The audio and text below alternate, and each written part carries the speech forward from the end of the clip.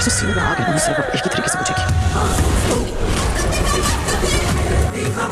Hello friends, मेरा नाम है हसन सिसोदिया, आप देख रहे हैं मेरा चैनल। अस्सलाम वालेकुम दोस्तों, और आज हम बात करने वाले ड्रामा सीरियल डाव की 49वीं और 50वीं किस्त के टीज़र के बारे में। सबसे पहले बात करेंगे कि किस्त काफ़ी ज़्यादा स्लो और काफ़ी ज़्यादा फ्लैशबैक के साथ आने लगी है। जैसा कि हर पल जियो के साथ होता है वैसे ही मतलब कि इस ड्रामा के साथ भी होने लगा है। अब बात कर लेते हैं अलमास बेगम की स्टोरी के बारे में। तो वही बात है कि पार्लर में मक्खियाँ मार रही है हमारी लड़कियाँ, कोई भी आने के लिए तैयार नहीं है। उसने में नीलम को आवाज़ लगाई लेकिन नीलम है नहीं। तो अलमास बेगम ने कहा कि उसको बुलाओ, मेरे रूम में लाओ। और जैसे ही नीलम आती है तो अलमास बेगम कहती है नीलम को बुलाओ, तो नीलम कहती है मैं नीलम ही हूँ। और फिर अलमास बेगम को मतलब कि होश आता है, वो अपनी मतलब कि चाबियाँ वापस देती है नीलम को। नीलम भी सोच में पड़ जाती है कि ये कैसा हो गया, ये क्यों हो गया, इन्होंने तो मुझसे ले ली थी, ये तो मुझ पर एतबार नहीं करती थी। लेकिन वही बात है कि नेहा से जैसे ही एतबार हटा तो पुराने मतलब कि मुलाजिम के हाथ में चाबियाँ अलमास बेगम को देनी पड़ी। और नेहा से एतबार हटने की भी अलमास बेगम के पास वजूहात है। मैं ऐसा नहीं कह सकता कि अलमास बेगम पूरी तरह से गलत है। नेहा ने की है ऐसी कुछ चीज़ें जिसकी वजह से उसके ऊपर से जो अलमास बेगम का भरोसा था वो हटा है, वो कम हुआ है, या फिर यूँ कहे कि वो ख़त्म हुआ है। जिस तरह से उनकी बेटी के बारे में नेहा ने बातें छुपाई है, जिस तरह से जो है उनको डबल क्रॉस किया गया है नेहा ने, तो जाहिर सी बात है ये तो होना ही था। दूसरी तरफ हम नेहा की स्टोरी की बात करें तो वही बात है, खोदा पहाड़ और निकला चूहा। कुछ भी नहीं था दोस्तों। शेर आया का मतलब कि रट लगा दी थी और पूरे जंगल में हाहाकार मचा दिया था नेहा नाम की खरगोशनी ने। लेकिन कुछ भी नहीं हुआ, कुछ भी नहीं, मतलब कि कुछ था ही नहीं। अब क्या बोलूँ मैं दोस्तों। रिपोर्ट आई, एकदम क्लियर आई, दोनों के चेहरे पे मुस्कान आती हुई और दोनों ही मतलब के खिलखिलाते हुए हंसते हुए बात कर रहे थे। लेकिन तभी माने का देखते बस वहीं पर उनके मतलब के मुस्कान फिर से गमों के अंदर बदल गई और दोनों फिर से टेंशन में आ गए। अब देखते हैं क्या होता है इस स्टोरी के बारे में। फिर हम बात कर लेते हैं हमारी तीसरी स्टोरी के बारे में, जो है अलमास बेगम और अली की स्टोरी। अली ने अभी भी चेक मतलब के डिपॉजिट नहीं करवाया। अलमास बेगम को पता चला, उसने सुंबुल को फ़ोन लगाया। सुंबुल ने भी मतलब कि बात को घुमाते हुए जो है अपने पति को फिर से डिफेंड किया। और सुंबुल का भी मतलब कि वो सीन चल रहा है कि किसी से गिला भी हम ना करेंगे, खामोशी ऐसे हो गए हैं। तो वही हो रहा है, सुंबुल भी एकदम खामोश हो गई है, ना अपने घर वालों को बता रही है ना किसी को बता रही है। आली भी इसके रवैये से काफ़ी ज़्यादा मतलब कि मायूस होता हुआ, काफ़ी ज़्यादा गुस्सा होता हुआ कि वो चाहता है कि अलमास बेगम को पता चले कि वो उसकी बेटी पर किस किस तरह के जुल्म ढा रहा है। वो चाहता है कि अलमास बेगम भी चिंगाड़े रोए जिस तरह से वो रोया था।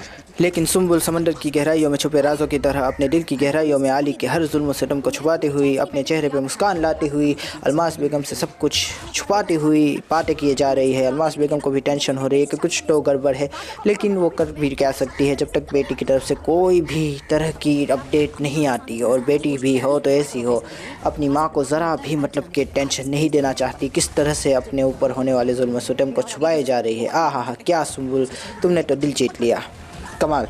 अब आगे बढ़ जाते हैं, आगे की स्टोरी की बात करते हैं हमारे आली और सुंबुल की स्टोरी के बारे में। तो वही बात है कि आली ने हकारत और नफ़रत से सुंबुल को मारना, टूटना, कूटना शुरू कर दिया है। उस तरह से नहीं जिस तरह से होता है अक्सर, लेकिन हाँ कभी कभी अच्छी बातें करता है, कभी कभी बुरी बातें करता है, कभी कभी टोन देता है, कभी कभी मतलब कि सताता है, तरसाता है, टरखाता है, और कभी कभी तो हद पार कर देता है। लेकिन बेचारी सुंबुल यही बातें अपनी सास से करती हुई कह रही है कि उनका कुछ तो मतलब कि गड़बड़ है, कुछ तो गलत है उनके साथ, उन्हें साइकेट्रिस्ट की ज़रूरत है मम्मा। लेकिन मम्मा कहती हुई कि मेरा बेटा तो ऐसा नहीं था बेटा, पता नहीं उसे क्या हो गया है। और दोनों ही माँ बेटियाँ, सॉरी सास बहू है, लेकिन दोनों की मतलब कि बॉन्डिंग माँ बेटी जैसी ही है। दोनों ही सास बहू एक दूसरे को लिपट के रोने लगी और काफ़ी ज़्यादा सोचने लगी। अच्छा, रोने नहीं लगी, मतलब कि लिपट गई थी, लेकिन मज़ा आया, वो सीन देखने में काफ़ी अच्छा था। सास बहू का प्यार दिखाया गया।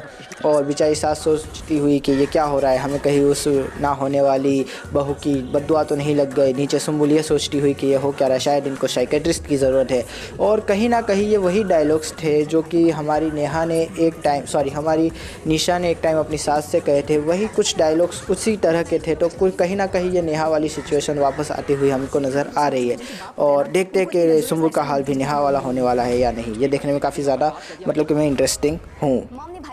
चलिए, ये सारी बातें तो हो गई। अब बात करते हैं 11वीं किस्त के टीज़र के बारे में। तो वही बात है कि हमारा आली नसीर को लेकर अलमास बेगम के पार्लर पहुंच गया। कह रहा है कि ये बड़ा ही अच्छा सोना मुखड़ा दिख रहा है आपको, कितना प्यारा प्यारा लड़का है, मेरे लिए काम करता है, खुद के लिए काम करता है, काफ़ी मालदार है, अमीर घराने का बच्चा, इसको मतलब कि शादी की ज़रूरत है। मुझको देख के ये भी कह रहा है कि मेरा भी मन बावला हो जाए और मुझे भी शहनाई की अब सुर सुनने की जो है ख्वाहिशें उठती हुई, तो बेचारी हमारी अलमास बेगम को पता नहीं क्यों अली इसको यहाँ पर लेकर आया है। क्या वो अंबर का रिश्ता मांगने आया है? शायद ये अंबर का ही रिश्ता इसके लिए मांगने आया है।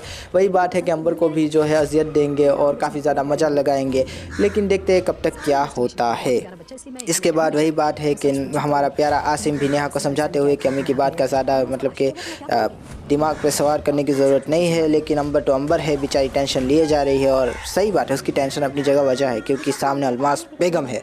दूसरी तरफ हमारी शाद की माँ आ गई है, तो शाद की माँ अपने चौकीदार से सारी खैर खबर लेती हुई कौन आया था कौन नहीं आया था, लेकिन इतने में ही हमारा आली वहाँ पर पहुँच जाता है और कहता है कि ये तो वही गाड़ी है। और वो उतरा और जिस तरह से उसने पिस्तौल निकाली है, पहले चौकीदार के सामने, फिर शाद की अम्मा के सामने, काफ़ी मज़ा आया वो देखने में। जिस तरह से अम्मा बेचारी है फे हो गई कह रही कि मैं अलमास ने रिश्ता करवाया था, लेकिन वही बात है कि उसको तो मैं सज़ा दूंगा, लेकिन पहले तुम्हें भी सज़ा दूंगा। अब देखते हो कि हमारा अली क्या करता है, वो अल्टीमेटम देता है या सज़ा देता है या गोली मारता है। ये भी देखने में काफ़ी ज़्यादा मज़ा आएगा। साथ का क्या होगा, साथ कब आएगा और साथ से किस तरह से बदला लेगा हमारा अली, ये भी देखने वाली बात है। मज़ा आया देखने में।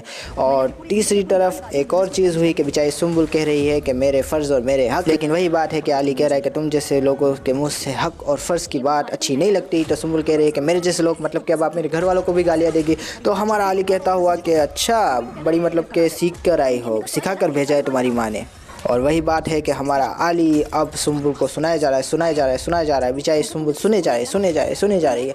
पता नहीं क्या हो गया है। दोनों की स्टोरी में बहुत ज़्यादा उथल पुथल होने वाली है, देखने में मज़ा आएगा। 11वीं किस्त दोस्तों, आशा करता हूँ आपको ये वीडियो पसंद आया होगा दोस्तों। Thank you. अगर पसंद आया तो लाइक कीजिए, शेयर कीजिए, सब्सक्राइब कीजिए दोस्तों। Thank you. खुदा हाफिज़, अपना ध्यान रखिएगा। देखो तुम्हारी बेटी कैसे बात करती है।